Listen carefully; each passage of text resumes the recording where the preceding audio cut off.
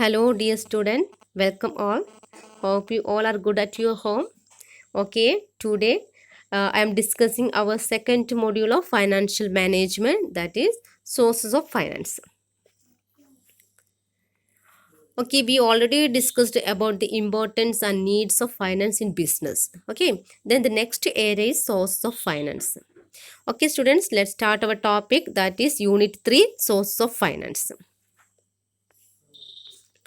Here, the source of finance can be categorized in the four.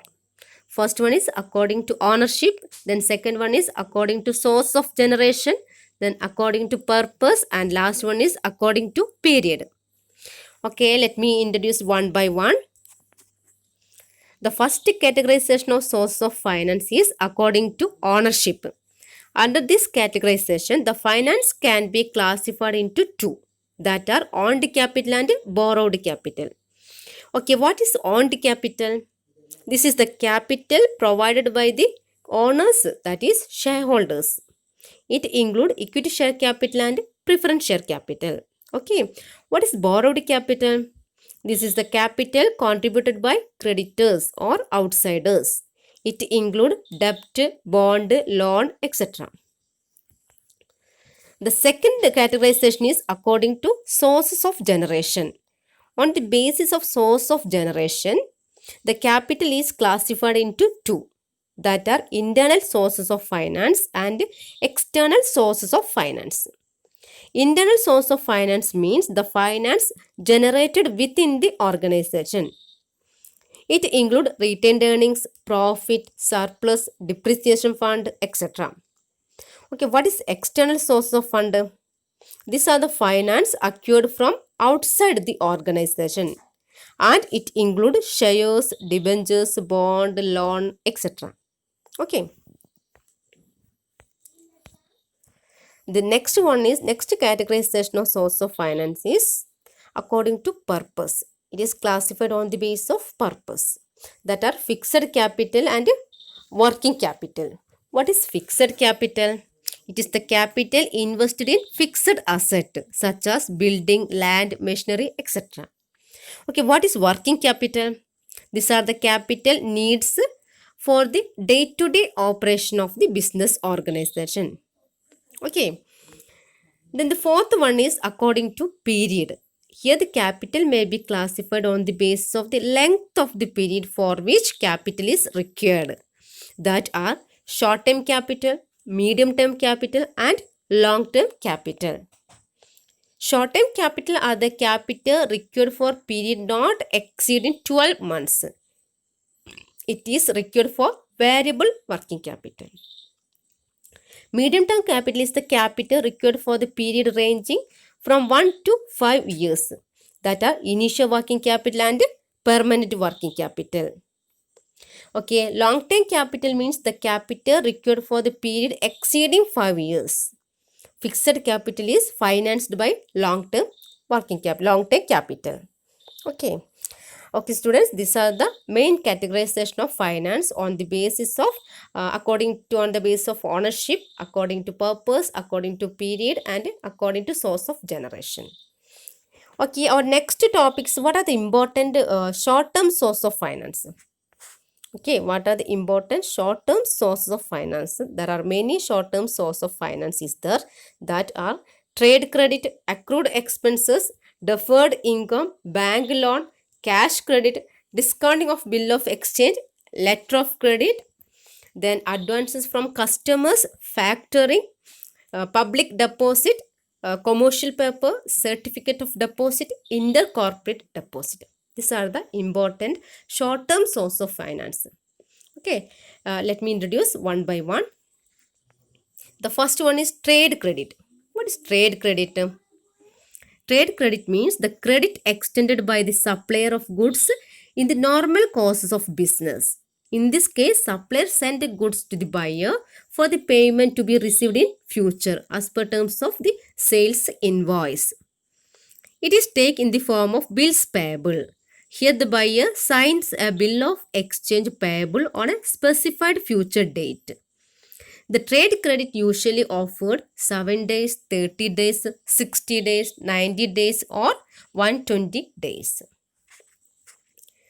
There is a meaning, that is, it is an arrangement to buy goods and services on account without making immediate cash payment. Without making immediate cash payment. It is a very important term that we can call trade credit.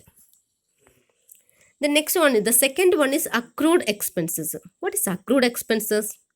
These are the expenses which have become due but not yet paid. Due but not yet paid. It simply refers to the liability for the services already received.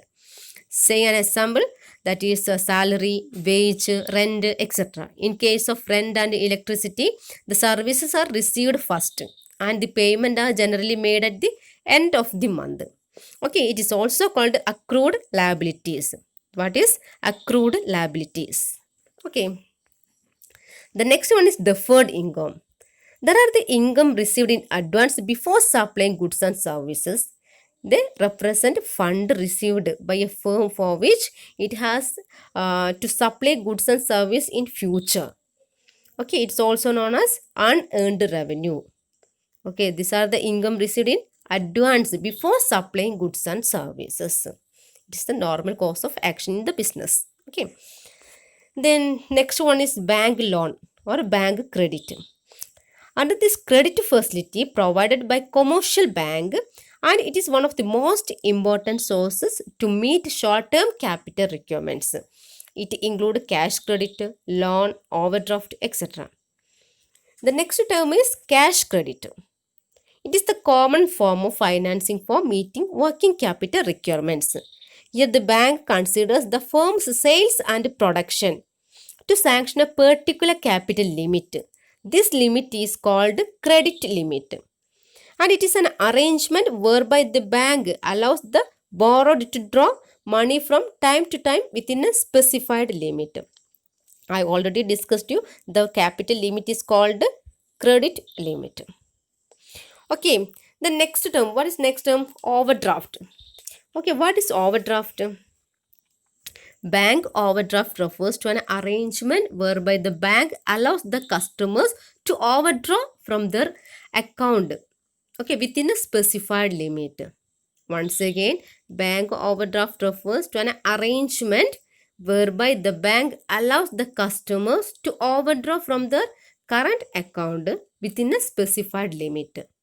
It is granted against the securities of asset or personal security, as in case of cash credit. Okay. The next one is purchasing and discounting of bill.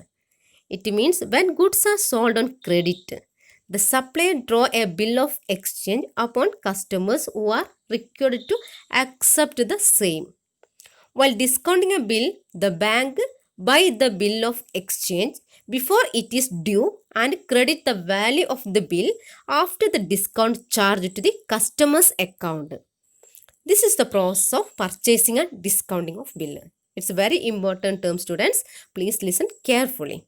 That is, the purchasing and discounting means when a goods are sold on credit, the supplier draw a bill of exchange upon customers who are required to accept the same, while the discounting a bill, the bank buy the bill of exchange before it's due and credit the value of the bill after discount charge to the customer's account. Okay. The next one is letter of credit. What is letter of credit? It is the guarantee provided by the buyer's bank to the seller in case of default or failure of the buyer. The bank shall make the payment to the seller. The purpose of letter of credit is that the payment is assured by the bank to the supplier of goods and services. Okay. The next one is advances from customers. It is a normal course of business action. Here some business get advance from the customer against order for a short period. So it is called short-term finance. This is also known as cash before delivery. Okay, it's very simple term, cash before delivery.